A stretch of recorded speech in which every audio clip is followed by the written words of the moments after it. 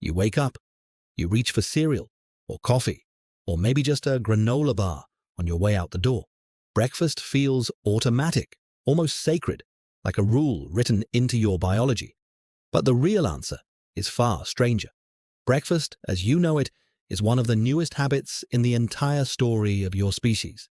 For most of human history, the first meal of the day didn't exist at all. Your body still doesn't know that. Think about that for a second. Your stomach growls in the morning. Your blood sugar dips. You feel irritable, foggy, maybe even shaky if you skip eating too long. All of that feels like a signal that breakfast is required. But your ancestors lived for hundreds of thousands of years without ever eating on a schedule like this. So what were they actually doing when the sun came up? To understand that, you have to forget the kitchen table entirely. Picture a small group of early humans somewhere in the grasslands of East Africa around 2 million years ago. The sun rises, there's no pantry, no fridge, no leftover food wrapped in foil. There's only the land and whatever it gave up the day before. Anthropologist Richard Wrangham, who has spent decades studying the diets of early hominins, argues that morning for these groups likely began not with eating, but with moving, searching, walking toward wherever food might be. If anything was eaten early in the day, it was probably whatever was left from the night before. Scraps of meat from a kill, tubers dug up and stashed nearby, maybe a handful of nuts or fruit picked the previous afternoon and kept close.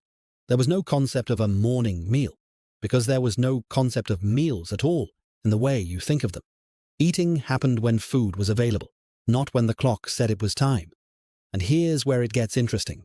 Your body's hunger signals didn't evolve for breakfast. They evolved for unpredictability. Your stomach produces a hormone called ghrelin, often nicknamed the hunger hormone. Ghrelin rises when your stomach is empty and tells your brain it's time to find food. For most of human evolution, ghrelin wasn't a polite reminder to grab a snack. It was a survival alarm. It pushed early humans to get moving, to search, to take risks they might otherwise avoid. Hunger wasn't just a feeling. It was motivation with teeth. So when you wake up hungry, you're not malfunctioning. You're running ancient software. Now here's the twist that changes everything. For most of human history, eating in the morning wasn't just rare. In many cultures, it was actively avoided.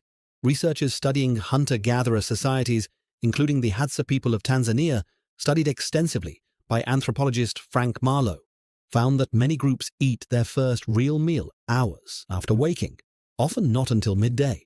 Mornings were for movement, for tracking animals while the air was cool, for gathering before the sun became unbearable. Eating came later, as a reward for the work already done. That's almost the exact opposite of how you were taught to think about breakfast. You were probably told that breakfast is the most important meal of the day. That phrase didn't come from biology. It came from marketing. In the early 1900s, cereal companies in the United States ran extensive advertising campaigns promoting breakfast as essential, partly to sell more cereal. Historian and food researcher Abigail Carroll, who has written extensively about the history of American eating habits, has documented how the modern 3 meals a day structure, breakfast, lunch, dinner, is a relatively recent invention, shaped more by industrial work schedules and advertising than by anything your body actually needs. So if breakfast is so new, why does skipping it feel so uncomfortable? Because your brain doesn't experience time the way history does. It experiences time the way your last few decades of habit have wired it. If you've eaten breakfast every day since childhood, your body has learned to expect it. Ghrelin spikes around the time you usually eat, not because your cells are starving, but because your internal clock, what scientists call your circadian rhythm, has been trained to anticipate food at that hour. It's less a biological requirement and more a learned expectation, reinforced every single morning. This is where the deep dive gets a little uncomfortable, because it means a huge part of what feels like your body's needs is actually just memorized routine.